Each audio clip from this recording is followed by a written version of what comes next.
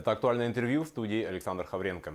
Кто следит за порядком на воздушных и водных объектах, а также на железнодорожных вокзалах? С какими видами преступлений чаще всего сталкиваются сотрудники транспортной полиции? Как и где готовят кадры? Об этом в День транспортной полиции мы поговорим с начальником Северо-Восточного линейного управления МВД России на транспорте, полковником полиции Александром Горбуновым. Александр Сергеевич, здравствуйте. Добрый день. Расскажите нам об особенности работы вашего подразделения транспортной полиции.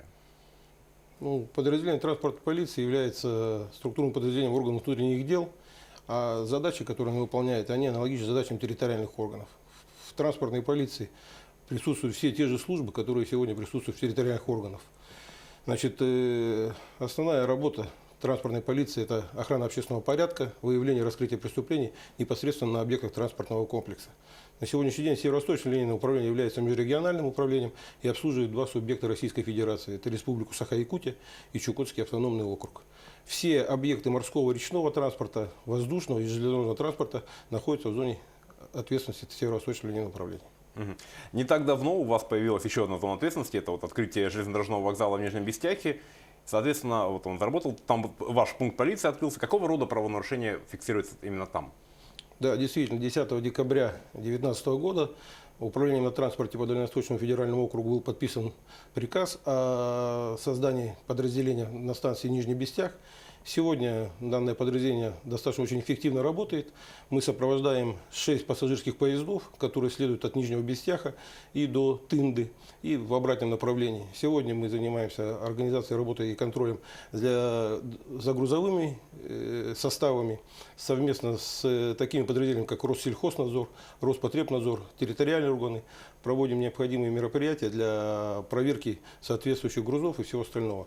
Ну а помимо этого занимаемся также охраной общественного порядка и выявлением и раскрытием преступлений. Сегодня уже мы можем сказать, что подразделение там только вроде бы как создано, а уже есть определенные наработки, есть и возбужденные уголовные дела по хищению топлива, возбужденные уголовные дела по миграционной политике. В таком ключе работает на сегодняшний день подразделение на станции Нижний Бестях. А вот те сотрудники, которые там работают, они проходили какую-то дополнительную переподготовку или какие-то... Вообще все сотрудники транспортной полиции проходят переподготовку в ВПК МВД России в городе Москве, и где непосредственно обучаются специфике работы непосредственно на транспорте. А где вообще готовят транспортных полицейских? На сегодняшний день единственное высшее учебное заведение – это Белгородский институт МВД. Там есть факультеты транспортной полиции. А вообще к нам на работу приходят молодые люди с высшим юридическим образованием, которые могут закончить обычный гражданский вуз и при огромном желании работать в полиции могут у нас трудоустроиться. А как вот у вас с кадрами? Укомплектован полностью комплект или есть дефицит? Нет, мы испытываем определенные трудности в этом направлении, особенно в отдаленных районах нашей республики. Значит, очень сложно нам укомплектоваться. Ну а так, в принципе, кадровый состав управления достаточно очень молодой, средний возраст где-то 27-30 лет. Значит, 70% это молодые люди с высшим образованием, 50% из них с высшим юридическим образованием. Значит, поэтому вот такой жесткой нехватки кадров мы не испытываем, но хотелось бы более так, что эти вопросы более активно решались непосредственно, вот я еще раз сказал, в отдаленных районах республики. Хотелось бы услышать от вас какие-то итоги за 2019 год в цифрах по преступлениям, по каким-то интересным, может быть, необычным преступлениям, которые зафиксировали ваши сотрудники. Северо-Восточное линейное управление 2019 год закончило достаточно очень эффективно. Значит, у нас, как ни странно, если в территориальных органах это, возможно, и не ставится во главу угла, то у нас рост поставленных на учет преступлений произошел на 4%. Это считается очень хорошей положительной динамикой. Объясняю почему. Потому что основная масса преступлений, которые ставятся на учет в Северо-Восточном направлении, это преступления, выявленные инициативным путем оперативными подразделениями. Так называемые латентные преступления. Это касается экономических преступлений, касается преступлений по незаконному обороту наркотиков, оружия. Вот в 2019 году достаточно эффективно отработали по преступлениям, связанным с биоресурсами. Поэтому рост преступлений для нас это положительная динамика. Но при этой положительной динамике в росте преступлений у нас очень высокий процент раскрываемости. Он в 2019 году составил 93%. Это очень серьезный результат в работе наших подразделений. Неплохие показатели имеем по преступлениям, связанным с незаконным оборотом наркотиков в составе организованных преступных групп. С сотрудниками Северо-Восточного районного управления выявлено преступление группировкой, состоящей из 11 человек, которая занималась своими преступлениями на территории Республики Саха-Якутия, Приморского края, Амурской области, Хабаровского края, Иркутской области. Значит, на учет поставлено 8 преступлений, и 4 человека, значит, арестованы и находятся в следственном изоляторе. Уголовное дело заканчивается и направляется в ближайшее время в суд. Это вот такие краткие показатели нашего подразделения за 2019 год. А с какими преступлениями чаще всего приходится сталкиваться? Ну, основной массив преступлений, поставлен на учет, это 50% это экономические преступления. Это мошенничество, присвоение, растрата, подделка документов. Это как бы основной массив вот преступлений, которые характерны для транспорта. Значит, ну, с этими преступлениями достаточно эффективно тоже у нас работает и борется подразделение по борьбе с экономическими преступлениями. У нас есть показатели и в этом направлении, и по линии коррупционных составляющих. Значит, были достаточно неплохие, громкие, резонансные уголовные дела в прошедшем 2019 году и 2018 году. Значит, они уже, можно о них смело говорить, потому что они все уже прошли стадию проверки прокуратуры и рассмотрения в суде. Лица, совершившие преступления, уже осуждены, приговорены к различным годам лишения свободы. Поэтому вот эта работа тоже ведется постоянно. А пассажиры часто нарушают закон, пытаются провести что-то незаконное? Ну, есть составы преступлений, связанные с незаконным оборотом оружия, где в пассажиропотоке граждане пытаются где-то, возможно, по незнанию, а где-то, возможно, и ухищренным способом попытаться провести то или иной вид оружия, холодное оружие или огнестрельное оружие. Но это совместно с работниками службы авиационной безопасности пресекается на постоянной основе. Еще очень часто бывают дела в сфере антикоррупционного направленности. Как вот в этом направлении работает транспортная полиция? Ну, вы знаете, у нас на сегодняшний день очень идет активное развитие Дальнего Востока. Значит, и Республика Саха-Якутия, и Чукотский автономный округ, грубо говоря, не остаются в этом вопросе в стороне. Очень большие финансовые средства из федерального бюджета выделяются непосредственно на транспортные объекты. Сегодня очень активно ведется ремонт, реконструкция взлетно-посадочных полос, аэропортов, железных дорог. Значит, и здесь контроль должен быть на постоянной основе. На постоянной основе. Деньги очень большие, очень серьезные, соблазн у людей очень достаточно тоже серьезный.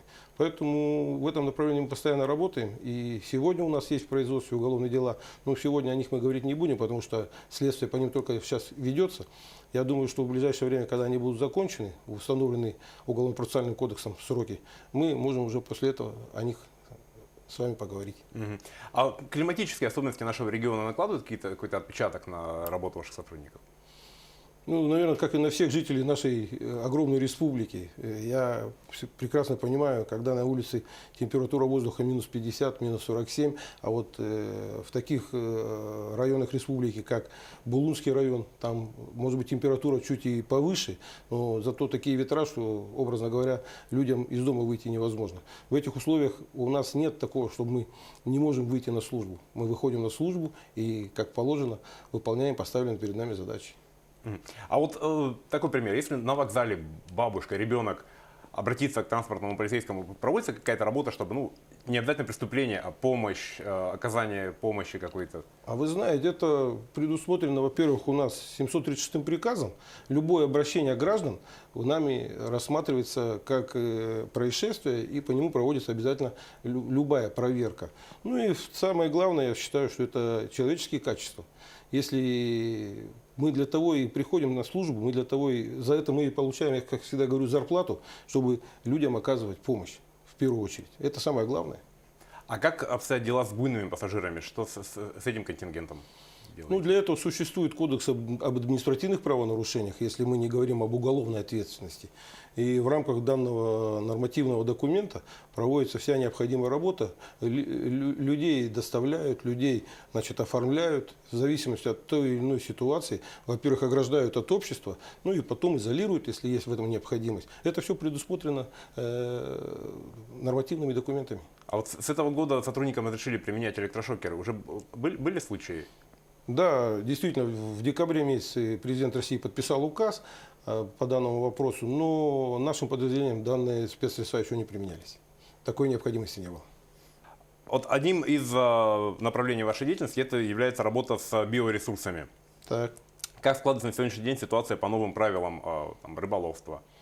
Да, в ноябре 2018 года было подписано постановление правительства 1321, которое, значит, утверждает новые таксы начисления штрафных санкций за вылов биоресурсов. Ну, я, к примеру, просто вам приведу. Одна особь на сегодняшний день рыба осетровых пород – это 160 тысяч ущерб исчисляется. Значит, я сам являюсь заядлым рыбаком, как житель республики, как и многие мои земляки.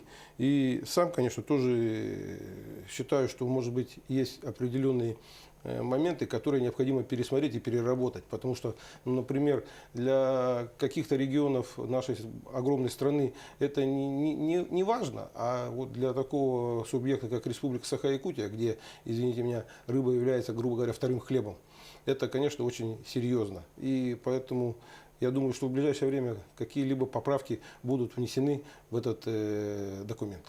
С праздником вас, всех ваших сотрудников. И хотелось бы, чтобы вы тоже обратились к своим коллегам с поздравительным словом. Уважаемые ветераны, уважаемые сотрудники транспортной полиции, близкие, родные, от всей души, от себя лично и от всего руководящего состава управления хочу поздравить вас с профессиональным праздником, пожелать вам крепкого здоровья, успехов в работе, семейного тепла, домашнего теплого очага, финансового благополучия и всего-всего самого наилучшего. С праздником! Спасибо большое, Александр Сергеевич, за интересную содержательную беседу. Это было актуальное интервью. Всего доброго.